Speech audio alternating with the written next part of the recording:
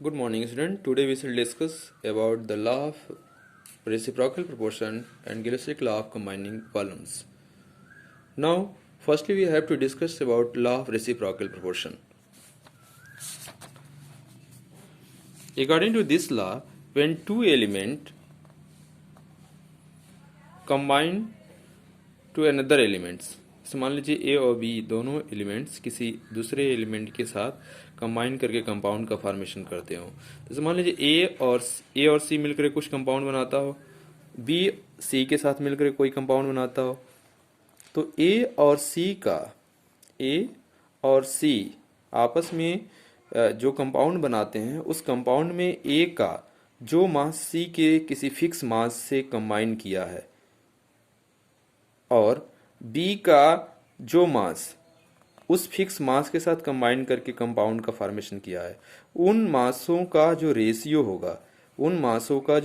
होगा वह ratio A और बी का के मिलने से जो कंपाउंड बन रहा है उस कंपाउंड में ए और बी के जो मास रेशियो है उसके बराबर होगा, उसके क्या होगा, होल नंबर मल्टीपल होगा। इसी को हम बोलते हैं law of reciprocal proportion.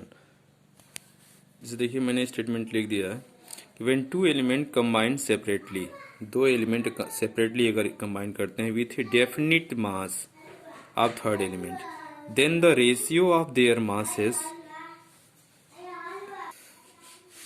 Statement देखा आपने कि when two element combine separately with a definite mass of third element, then the ratio of their masses in which they do so is either the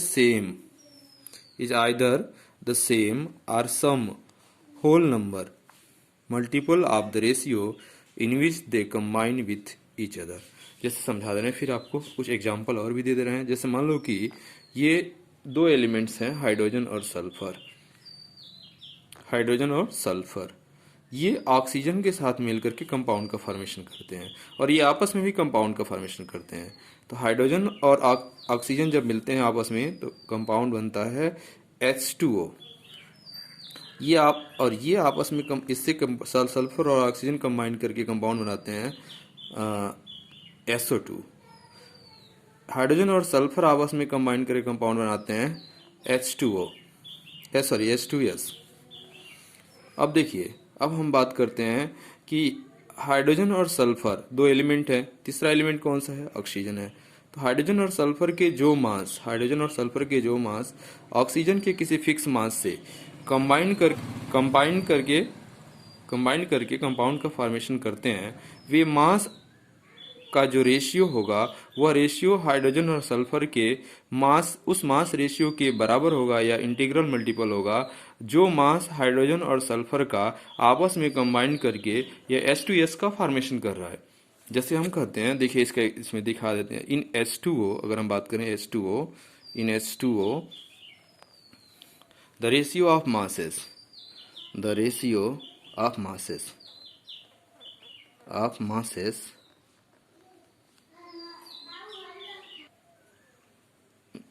ratio of masses of hydrogen and oxygen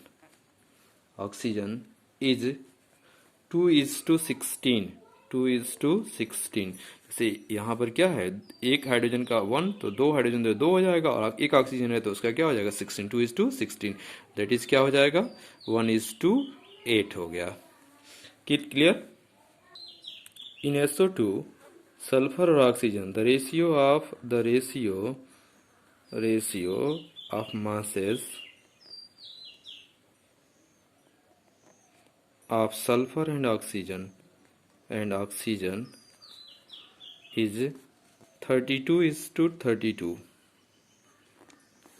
okay, sulphur का 32 होता है atomic mass, oxygen का 16 होता है, 2 है तो 32 हो गया। Now in H2S, in H2S the ratio of masses of hydrogen and sulfur is equal to is कितना हो जाएगा यहाँ पर देखिए, हाइड्रोजन का H2S है 2, 2:32, 2:32, that is 1:16. Now we have to choose a fixed mass of oxygen which combined with the hydrogen and sulfur separately. In these two equations, um, oxygen is 32. Okay, here 32 gram fixed. We have to choose 32 gram oxygen which combined with the hydrogen and sulfur and forms the compound H2 and SO2. The ratio of masses of hydrogen and sulfur 32 हमने क्या कर दिया, fix कर दिया. तो then now the ratio of masses of hydrogen and sulfur which combine with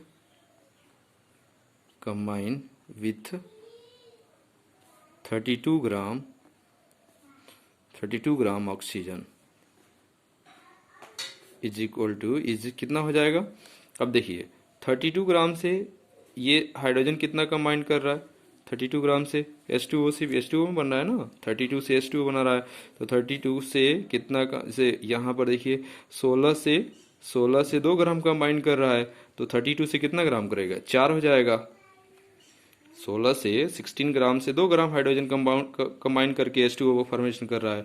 तो 32 से कितना हो जाएगा, 4 हो जाएगा. इज टू, अब इसमें देखें, अब इस ऑक्सीजन से सल्फर कितना कंबाइन कर रहा है 32 ग्राम से. तो 32 से सल्फर कितना कंबाइन कर रहा है 32, 4:2 कितना हो गया 32, दैट इज इक्वल टू कितना हो जाएगा 1:8. अब ये रेशियो हो गया 1:8. अब ये रेशियो हम देखें कि यह रेशियो क्या इस रेशियो के इक्वल है या इसके कुछ इंटीग्रल मल्टीपल है.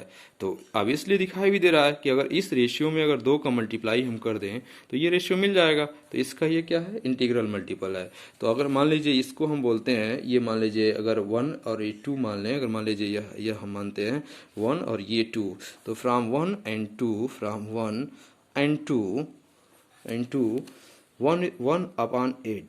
1/8 is to 1/16 is equal to R क्या हो जाएगा 2:1, है कि नहीं रेशियो. तो वही चीज़ है, कहा ये गया तो सिंपल रेशियो मिल गया. यानी कहने का मतलब है जो लॉ ऑफ रेसिप्रोकल प्रोपोर्शन कह रहा था, क्या कहा है, स्टेटमेंट था जिसमें आपने समझा है कि जब 2 एलिमेंट किसी तीसरे एलिमेंट के साथ तीसरे एलिमेंट के किसी फिक्स मास के साथ कंबाइन करके कंपाउंड्स का फॉर्मेशन करते हैं, तो तीसरे एलिमेंट के किसी फिक्स मास से जो मास उनके कंबाइन करके कंपाउंड का फॉर्मेशन करते हैं, वे मास आपस में जो रेशियो रखते होंगे, वह रेशियो उन दोनों जो एलिमेंट के आपस में मिल करके कंपाउंड्स का फॉर्मेशन करने के लिए जो मास यूज हुआ रहता है, उन मासों के रेशियो के या तो इक्वल होगा या उसके रेशियो का इंटीग्रल मल्टीपल होगा. तो जैसे मान लीजिए यहाँ पर क्या है, ये मिल गया 1:8, और वो वाला रेशियो जो हाइड्रोजन और सल्फर का जो रेशियो मिला था वो क्या मिला था 1:16 मिला. अब इसमें 2 का मल्टीप्लाई कर दें तो 1:8 हो गया. तो इंटीग्रल मल्टीपल है कि नहीं है. तो इस तरह से क्या है, ये लॉ ऑफ इसी को क्या बोलते हैं हम, लॉ ऑफ रेसिप्रोकल प्रोपोर्शन. यानी कि H2O, SO2 और H2S इनका बनना किस लॉ को होल्ड कर रहा है, लॉ ऑफ रेसिप्रोकल प्रोपोर्शन को होल्ड कर रहा है. This is to be the law of reciprocal proportion. Now another example we have to choose. जैसे मान लीजिए carbon sulphur and oxygen. Carbon sulphur के और एग्जांपल हमने लिया है, कार्बन सल्फर और ऑक्सीजन का. कार्बन और ऑक्सीजन मिलकर के CO2 का फॉर्मेशन करते हैं, सल्फर और ऑक्सीजन मिलकर के SO2 का फॉर्मेशन करते हैं, ये आपस में मिलकर के CS2 का फॉर्मेशन करते हैं. हम देखें क्या ये लॉ ऑफ रेसिप्रोकल प्रोपोर्शन को सेटिस्फाइड करते हैं कि नहीं करते हैं. तो देखिए यहाँ पर कार्बन और ऑक्सीजन का जो मास रेशियो है, कार्बन का क्या है 12 है, और कार्बन और किसका हम देख रहे हैं, कार्बन और ऑक्सीजन का. कार्बन का 12 है, ऑक्सीजन का कितना हो जाएगा, से कार्बन और ऑक्सीजन का यहाँ पर मास रेशियो कितना है, कार्बन का 12 है और ऑक्सीजन का कितना है 32. मास रेशियो है 32, 12:32। यहाँ पर देखिए सल्फर का 32 है, यहाँ पर कितना है 32 है। यहाँ पर कार्बन और सल्फर का कितना है, कार्बन का 12 है और सल्फर का 12 सल्फर का है, एक सल्फर का 32 होता है, 2 सल्फर का कितना हो जाएगा 64 हो जाएगा। तो एक कार्बन का 12 हो गया, 2 सल्फर का 64 हो गया। Now here carbon and oxygen के लिए जो रेशियो मास रेशियो है वो 12:32 है, ये है इसका रेशियो है 32:32 है, यहाँ पर जो रेशियो है वो 12:64 है।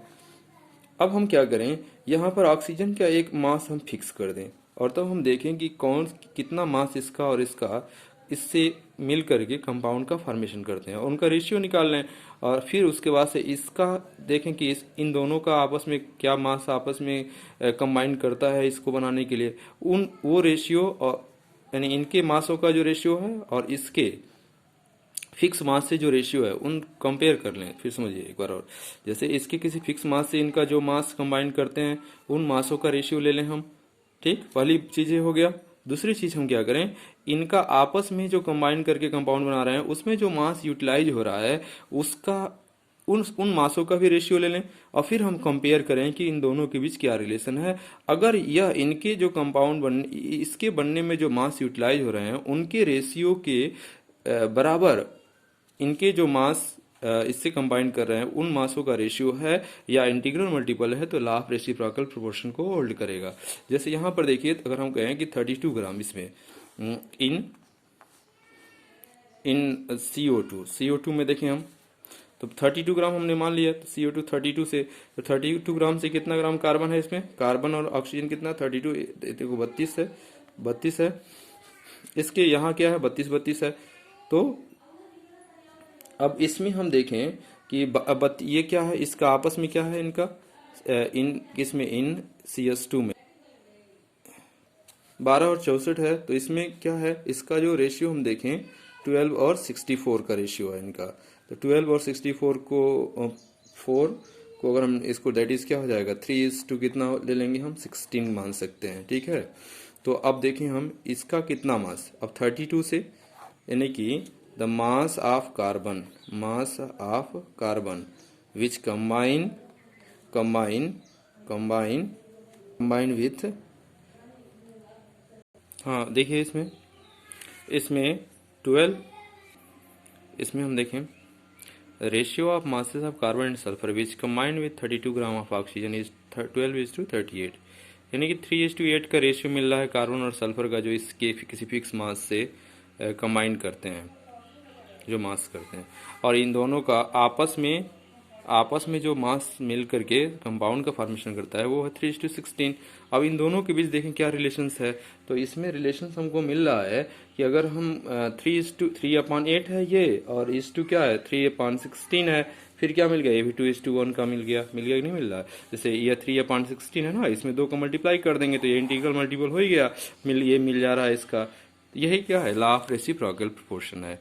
नाउ सेकेंड है Gay Lussac law of gaseous volume. गैल्यूसेक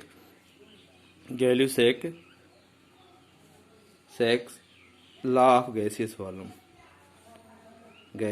volume combining volume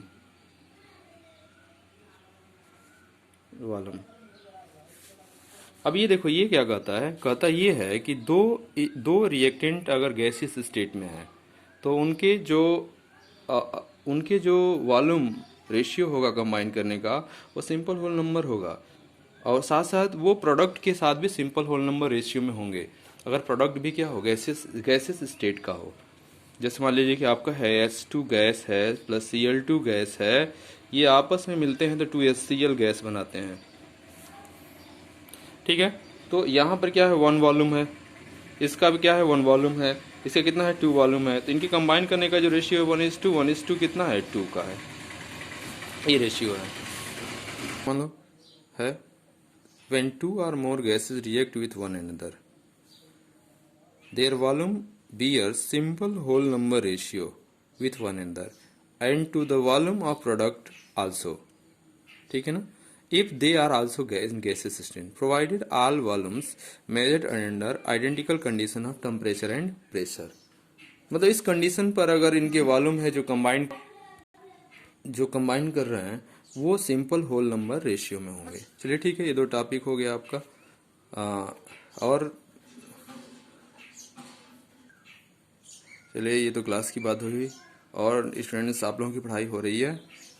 प्रभात राय, जानवी, प्रकृति, अ, खुशबू, अश्वनी, अवनीश, आप सभी लोग पढ़ रहे हो ना? ठीक। मैं पूरा आशा करता हूँ कि आप लोग अच्छी तरह से पढ़ रहे होगे। Thank you.